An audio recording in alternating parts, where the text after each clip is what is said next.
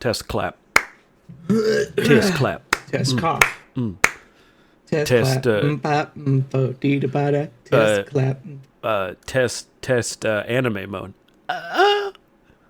Oh, where's that freaking button? Test anime mode. Test. DJ horn. Test DJ horn combo. Test Gaku game? PnS. That's not the right one. Welcome to PnS. Waste your time. That's it. Test Gaku game 2. 5. Did you do that one again, Steve? I didn't. Okay. Bang on, Steve. We don't And now, watch that. test news. Do you want to know what's crazy about that show? Ain't nobody got time for that. Do you remember the early days of YouTube when there was all sorts of copyrighted content on there, and they just kind of left it? The good old days, yeah. Once upon a time, I think YouTube was a great repository of like random videos you couldn't really find anywhere else. And that's how I discovered that show, which for context for the listeners is called Gaki no Tsukai ya Arahende in really fucked up God bless Japanese. Yes.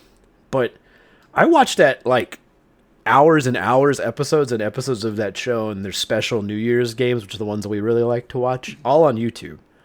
And a year later, they struck them all down because, you know, they are all copyrighted. But for fans of the show, as I found out later on, like, Reddit threads, and there was a fan page, like a U.S. fan page that some guy had put together. There's no way to get it in English, and there's no way to really get it in a legal format in the U.S. I mean, I think there still isn't. So I missed the old days of YouTube. Yeah, it is a bummer. But Like, I get it. I just feel like you miss out on shit. You can purchase it, but if you can't purchase it, what's the harm of it being up there? Wait, Are they losing money at that point? Because they're not. Exactly. You're losing money on me. I would have to go to Japan, buy it, bring it back, but I can't really understand it, and there's no English support. And then, like, even the DVDs aren't even in the with the US, like the region 1, the US region format. So Right. I'd have to have a Japanese DVD player.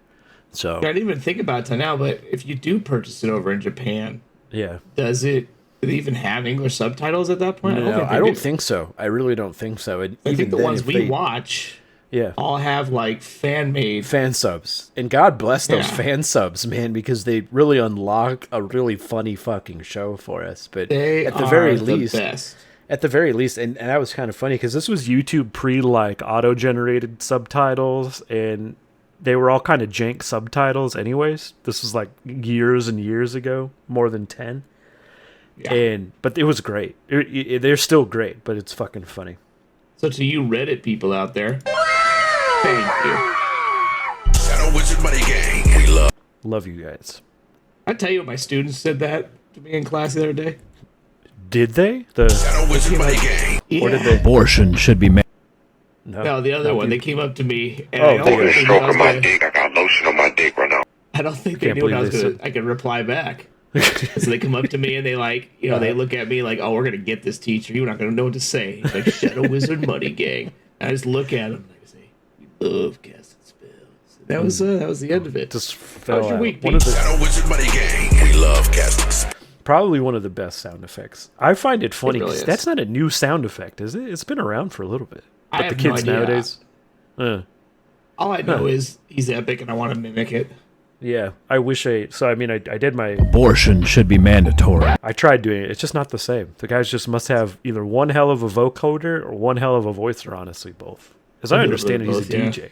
Yeah, DJ somewhere. Do So you that have a was the DJ first week voice? of school for you, huh?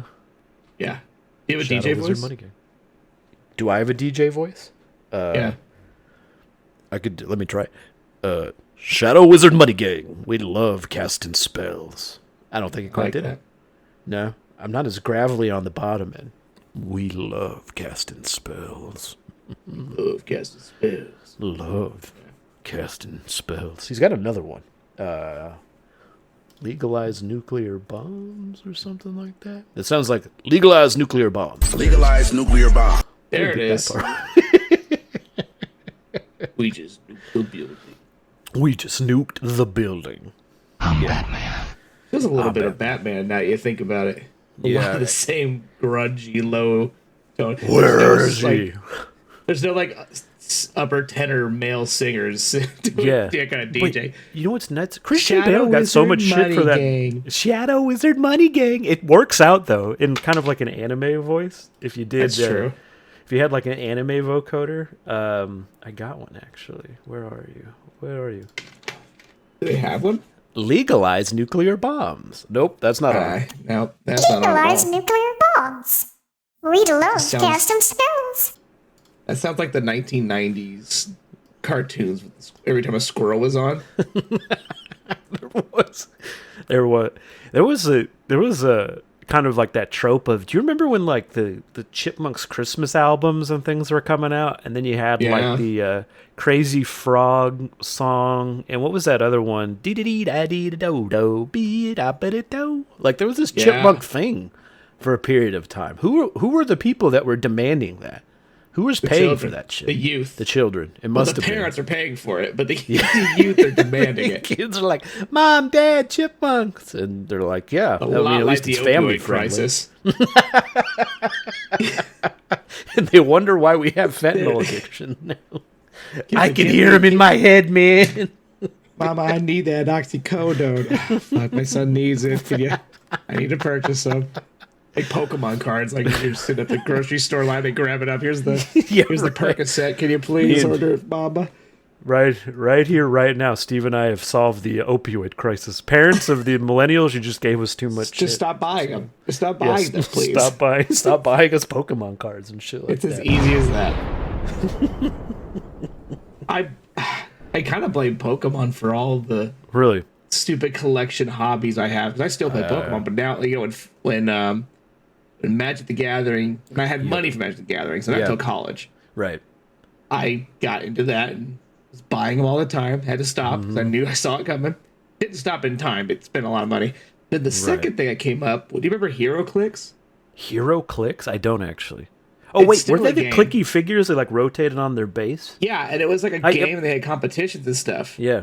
Yep, and I remember got to that. the point where I was like finding ways not to, basically to scalp them so that I could buy more. So it was never to make money for myself. It was just to like feed the habit. So what I was doing is I was buying what's called a brick of them, which would cost like 150 to 200 bucks of these things. Yeah. And it's a brick full of like 12 or 13 packs, right? Okay. And I would open it because if you buy a brick, you were guaranteed what's called a chase, which means there's only one chase per brick and there's 6 different chases in a set. Okay. So you gotta complete the whole set by buying these bricks then. No, see, that's what you would think I would do, because that's the smart thing as a collector. What I did is I bought the brick. I just wanted to play with stuff I liked, and then I would sell the chase and go buy another brick with the chase money, because the chase was worth 140 bucks each. Sure. Well, I mean that's a fair amount of cash. It's funny you say that, because there was a set of Magic cards not that long ago that I bought into, and I'm with you. When I was a kid, I demanded Magic cards and Pokemon cards and shit like that, and more or less I got them. And they fed pretty much every addiction I've got now around collecting follows the same sort of pathway. But, obviously now I've got money to just buy it myself, which enabling yourself to do that's really bad. Yeah. But I just broke my habit of a couple, but go on. I'll go on with that later. I bought them on the basis that I wanted to do unboxings on YouTube, and I did it. I didn't really love it when it came out at the end, but when I put together all the cards that I got out of it, and I had 2 booster boxes of it, I sold the contents, almost the entire 2 booster boxes, for $500, $400 something dollars, and I mean that way outstripped what I fucking paid for those booster boxes. But that's the fucking game, makes sense, man. Too. Yeah, because if you think about it, some people don't want all the extra cards and all that extra work. Right. They just want that specific card, so they're willing to pay for it. I had just gotten into the One Piece trading card game. It's only been out it's going on a year in America. Mm-hmm. And I'm telling you, in 1 month, luckily I saw the signs coming through. I'm like, oh, can't have this go on too long. Right. And I was buying packs almost weekly, and then I looked at the end of my month to see how much I spent. Right. Oh, dude. Yeah. Dude, it's best not to examine. Yeah. So I didn't sell them. I still have them just in case. But right. Yeah, that addiction thing. Like, if you don't see it coming, I could have been doing that every month. I would have been broke. It is enjoyable, and I mean, I think if you could keep it on the healthy side, like the story is the same for like guys at like gas stations who drop their whole paycheck on scratchers to try to double up their check, and maybe that works for some people, but statistically, you're going to probably lose all of your money doing that. Oh my gosh! But Did you ever get Funko? Yeah, I never got into Funko, but same kind of deal. I know for a fact those things got fucking expensive because they're hella collectible. I got some of the collectible ones. I love the Funko Pops. I ended up doing it in my classroom because I got tired of getting Starbucks. I don't drink Starbucks. So I have all these Funko Pops in my classroom. Not the ones that are worth money, but the other ones. Right. And I basically tell the kids, give me one of those instead of giving me coffee. If you're going to give me something for like teacher appreciation or just get one of these. And they're like, which ones do you want, Mr. Wood? I'm like, if I give you a list, it's going to be bad. So just get something you like. Pick the rarest ones for your kids to bring you at the end of the year. Oh, but thanks, kid. I'm going to turn this over for $10,000. Right. Coolest thing a kid did do, though, and shout out to them. I'll wait till they're 18 to actually shout them out online, but kid got a Funko made of me. That is awesome. Yeah. That couldn't have been super cheap either, because it would have to be like a custom vinyl print, right? I don't know. I think they have a place in Hollywood. No shit. And they do like one of their, yeah, so one of their Funkos, I think you go in, you can make them. That is actually pretty cool. I had no idea. I didn't either. It was a nice surprise. Yeah. So. But you know what? It's funny we're talking about this. Did you see that? So Magic the Gathering got looped into the IP for Lord of the Rings. They did that whole Lord of the Rings set recently. Yeah. Did you see the videos online about the guy that found like the holographic, the One Ring card? The One Ring. And it was like printed in Post Malone. Yeah, he Post Malone for like $2 million. I was like, and you know what the bad thing is? You want to talk about like addiction and things like that? I've been like, if I was Post Malone, I would spend the money on that card too. Oh, dude, 100%. When I saw that Post Malone got it, I'm like, this dude just, I'm going to add him to my playlist again. I was getting bored of his songs, but this earned it for me. The more I hear about Post Malone, the more I think Post Malone seems like a pretty decent dude. And I might eat those words because celebrities don't often stay on the right side forever. But like he's genuinely like an awesome musical talent. He seems like he's a very approachable and nice guy. He's out there buying fucking $2 million Magic the Gathering cards for, I suppose, no other reason but being able to have it. It speaks to me. It speaks to my soul a little bit. I feel like Magic and...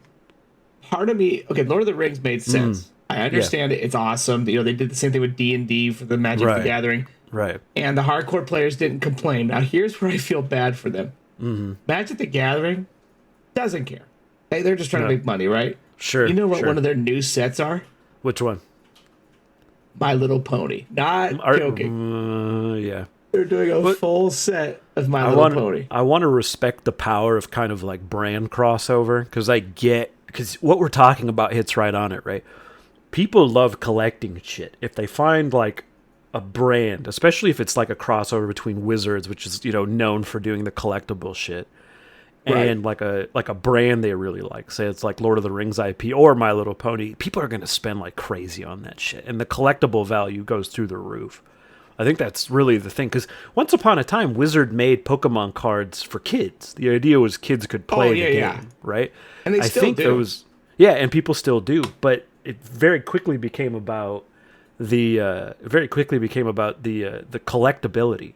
And that seems to be a huge factor now, because now they have alternative prints. They've got multi-language, cards, or like that One Ring card was written in the language of Mordor. Even the or whatever. One Piece cards were doing that. They would have like 4 different artworks for a card based on rarity. So not only is there a rare card, there's an alt rare and then a secret rare. And I'm like, they've really leaned into that, and we're the problem, because they know people out there who grew up collecting Pokemon cards now have jobs and are more freely able to spend on this shit. So. The original slogan was "Gotta catch them all." Gotta catch them all. Yeah, made to be like, get them all. Just outright capitalism. Good for them. Pokemon cards really launched this. Honestly. Yeah. What were we talking about before all this? I apologize. I don't know. We went through it, but let me talk about something, because I know, Steve, that you have. I'm delaying to find the right sound effect. That sometimes you have dreams. What the dog doing? Do you dream a lot, Steven? Do you have? I have dreams? a lot of dreams and nightmares. Yeah, like almost every night. Yeah, I go in and out on dreams. I don't have them a lot, but there's a lot to unpack with dreams. I'm going to oversimplify a lot of this, but there is kind of like, and you only realize it after you wake up, but there is kind of the semi-consciousness you get into dreaming sometimes, where after you wake up, it feels like you were there. And it's the trick of your brain, the trick of your memory, right? But I think that's a double-edged sword when it comes to dreams. And tell me if this has happened to you, but you'll be in a dream, or rather you'll have woken up thinking through your dream, and you go, wow, that was really fucking stupid and unreasonable. Like that made no sense. And what I mean to say is... I'm trying to think of... keep going. I'm trying to think in my head. What I mean to say is there are dreams where, like, it makes no sense, it could never have happened, it's clearly fantasy, right? But I get stuck on things in my dreams that are just kind of, like, IRL unreasonable. Like, I can't remember the dream that initially prompted me to say that, which was the downside of it. But occasionally you'll get somebody be like, oh, here's a bottle of water. And it's someone like you've never really talked to in your whole life. And you're just like, there's no way this person would give me a bottle of water. And that's instantly what I lock on with these dreams. And I'm like, well, that never would have happened. It's not so much as that person then grew wings and then flew away over a rainbow to it's the outrageous idea that they existed and gave you water. It's that they were just like, hey, in a totally normal capacity, oh, hi, Peter, here's a bottle of water. It's like, I don't know who you are. Like, why is Tila Tequila in my dreams, giving me coffee at Starbucks? It makes no fucking sense. And I'll be like, that's impossible. That can't happen. But, if it's fantasy, it's fantasy. If it's just unreasonable, for some reason, I'll wake up and that's all I can think about. I've been like, that would never have happened. I've never thought about it afterwards in that sense. And now I'm like, that might change my world. Yeah. I'm usually so, like, dwelling on what happened in the dream. I don't even think about... Yeah, the stupidness of it. I get a lot of like your eyes are open dreams, right? Yeah, like I'll be laying in bed and I see something, and it freaks me out, and I don't. Yeah, and I don't know if it's a dream. Like this week, for example, I was laying in bed and I was just kind of doing that. Like I'm not used to this new sleep schedule of work, right, tossing, turning. So I'm on one side and I'm just staring at like my dresser. Yeah. I swear I see a human hand reach above the dresser to grab for my phone. Scary. And I freak the heck out, jump up out of bed, and there's nothing there. And I'm like, was it a dream? Was it? Yeah, like what is going on? And stuff like that happens in my room constantly, man. You got to keep a dream journal. We could start doing like horror movies based on shit like that. That's creepy. Oh, dude, I've got worse. I got one that because I write down the dreams that I like a lot because maybe I will write a story someday. Yeah, right. And so this one, it was one of the first times, and actually the only time I've ever actually lucid dreamed. Sure. So like for those who don't know what that means out there, lucid dreaming is when you can somehow become semi-conscious in your dream and guide it. Right. I've never been able to do it. This one night I think I did, but I don't know if I want to. That sounds terrifying. So it is. So in the dream, I find out like, okay, this is a dream. And for some reason, I went right into like Inception mode and tried to go into other people's thoughts that I saw in the dream. That was like what I was into. I was like, okay. Now, every time I would go into somebody's thoughts, in the corner of whatever like memory or whatever I was jumping into there was this gray figure with big black eyes. Scary. Yeah, and so I was like, whatever, and I would go into somebody else's dream, and then the figure I kept seeing there. So in one dream, I tried to go into its mind. Right. And dude, this is a fucking movie. It dodges, right? And I can't get in. I'm like, okay. And so I go willpower to somebody check. else's mind, and I try to like kind of quickly do it without it seeing. I get in there, and I kid you not, it's just white fuzz in my head and in my eyes. And I wake up. That is both awesome and terrifying. That freaks the heck out of me. I find it so hilarious that my bitch about dreams was, it's fucking impossible that Kevin Costner brought me my burger at the restaurant in my dream. And Steve's like, I tried to mentally enter the demon of other people's dreams. And there was nothing but inconsolate static. And I was like, okay. Yeah. Oh, God. But that's a lot pretty of nightmares. shit. But to tell the truth, so when I was younger, I used to have more sort of like I don't know if it was night terror-y shit. I think it was more anxiety driven. It's just I didn't really have sort of the awareness of self to really think it was anxiety. But this especially came up when like I was in school, and part of it was just adjusting to like sleeping in a new space, a new room or whatever.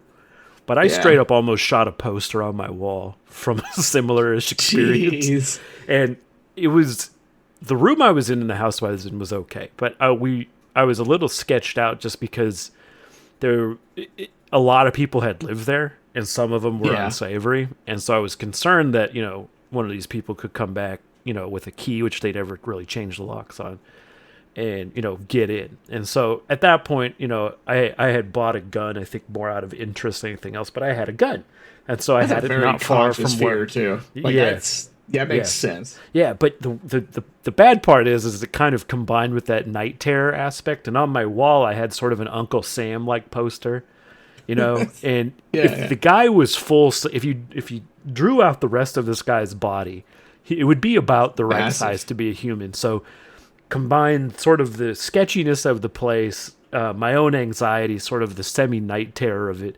I had one night where I turned over, and I think I was like between sleeping and waking, and my eyes kind of shifted and saw like the silhouette, and I almost shot it.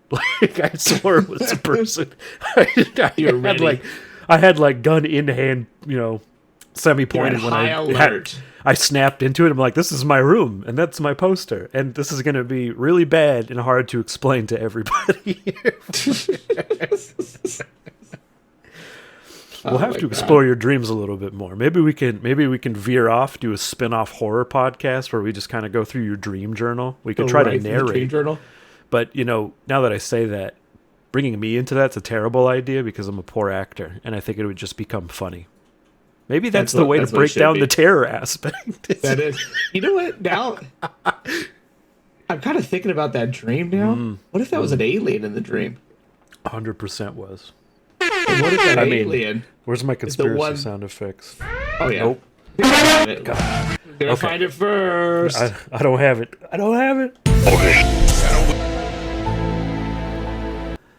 Yeah. There's only one reasonable explanation for Steven's dreams, and that's aliens, extraterrestrials. You heard it here first. The only reason any of you have bad dreams or even unreasonable thoughts and dreams is because extraterrestrials are implanting them in your head. Could this be true? Could this really be the history of our past? Ancient alien theorists say yes. You ever notice they always do that on this show? They're always doing that on that show. They'll say this open-ended question that's way too ridiculous. They go, well, the answer is yes. According to ancient alien theorists. There is always this appeal of illogical thoughts, which is, well, no one has any proof to disprove this, so if I leave it open and my logic sort of open, it must be true, or it couldn't yet be false, so it has to be true. And it's almost like it's a kindergarten puzzle, and they're just taking out the piece that's like shaped like Jesus and putting in a piece that's shaped like aliens. We're like, same piece, doesn't really matter. Yeah. Well, it's funny you say that because I saw a comic strip the other day where a guy had basically like said, "Hey, I finished this puzzle," but he had effectively just cut off all the pieces to make them square and then just put them next to each other. He's like, these are weird looking, aren't they? Yeah, I mean, it's an easy way to do puzzles. I can't stand puzzles for the very reason that I think I have very poor sort of visual conception of puzzles. Diabetes. Diabetes. That's right. I mean. To the window, to the... I wasn't going to let it stop this time. Yeah, we're going to get demonetized. Not that we're making any money from YouTube, am I right, YouTube?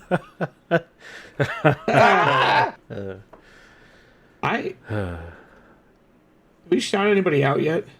We haven't shouted anybody out yet, but we can. We can. Who do we shout out? Well, as you know, the duel between Keith and Adrian is still pending. I do know that. We have neglected to shout out some of the other people who are fighting to the death for second place in order to be runner-up contender for whoever wins the Keith Adrian duel, and that would be Alex is a part of that one. That's right. Shout out to who else listens to us? And Andrew in Colorado. Yep. So Andrew and Alex are going at it for second place. And third place, thousands of applicants.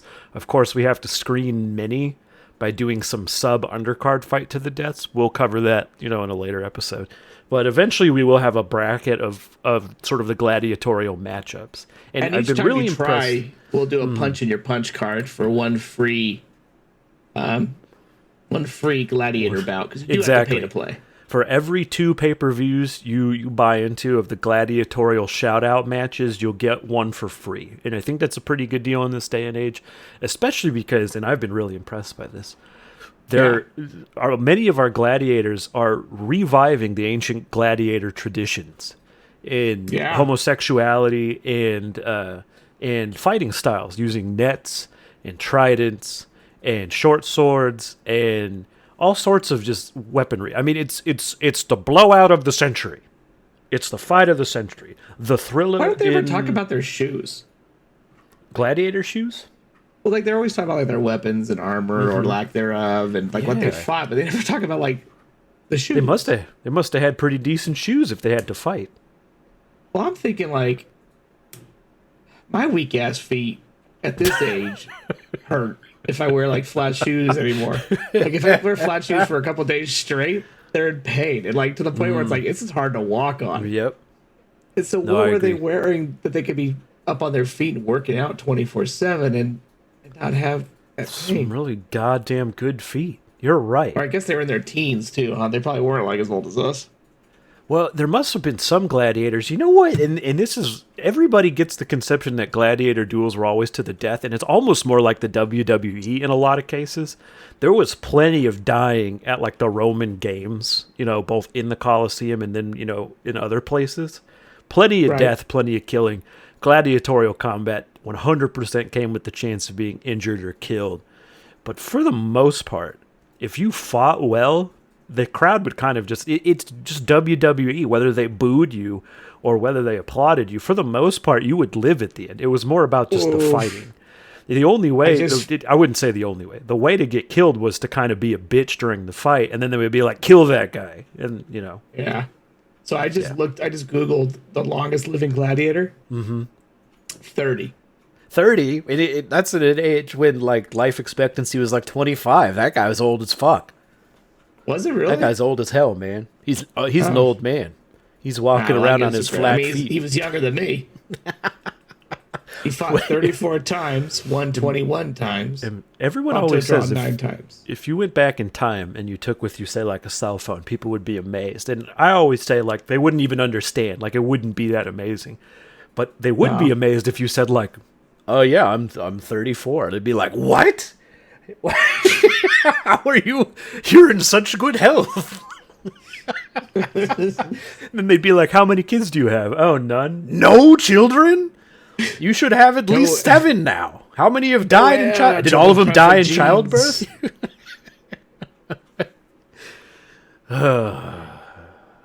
We're old. We're old. And my name is Pete. My name is Steve. And at this depressing ending, I thank you once again for listening to Pee Pee Pee Pee Pee Pee Pee Pee and waste your time. Waste your time.